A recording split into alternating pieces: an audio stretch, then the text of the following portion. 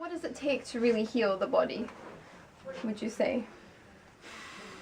I'll say probably the first thing it takes is a change in your consciousness, a change in the individual's awareness to one where they respect themselves a little more and they want to get well. They really want to enter the realm of wellness and health, whatever it is, and they're willing to let go of preconceived ideas and things they were taught that was crap, not true, and that they're willing to take on a new journey of excitement and joy and happiness, because I'm telling you, when you start getting in there and you start eating the fruits and stuff, they just embrace you. They clean you, but they embrace you. So the flavors and everything, you start, very few foods make you smile when you eat them, but fruits, when they're tree ripe, or vine ripe, they just this is a smile you get when you eat the fruit. I don't know what it is, and you see primates going, this is good stuff, man.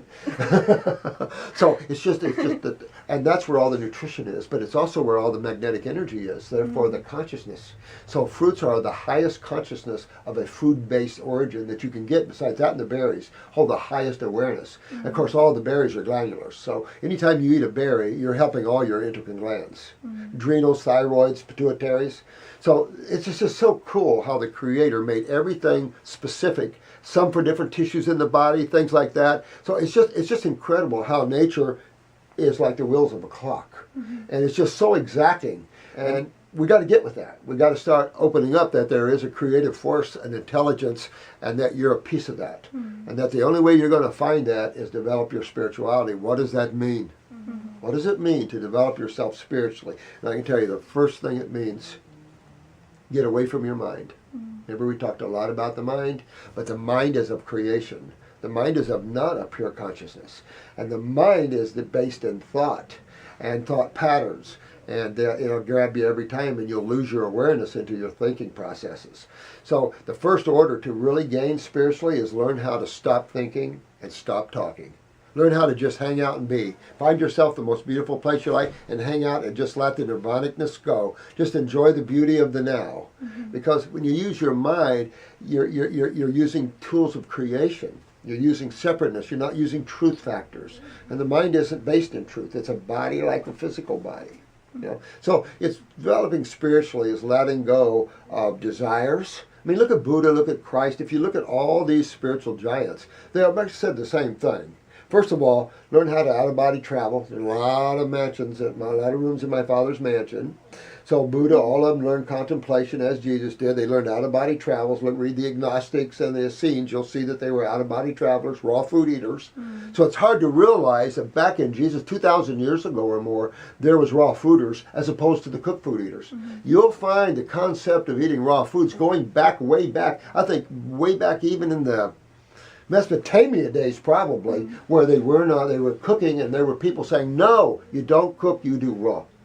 And you'll probably find that going way back. The problem is, man has reached about the end of his genetic downslide.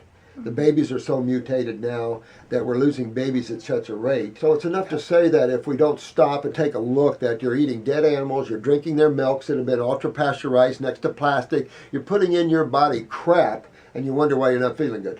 But no one ever told people it was crap. Eating a dead animal, eating proteins, they promote that. And it's like, that's the negative side of this universe. And the medical community has aligned themselves with the negative forces because they're nothing positive there. And that's sad stuff. They need to learn true healing. And then if you need surgery, you can have a good surgeon do that. You need good ER, you got that. But as health care, naturopaths are the only people. But then naturopaths have slid down too. They're recommending high protein diets, as we talked about that at the class, and it's like, whoa, wait a minute.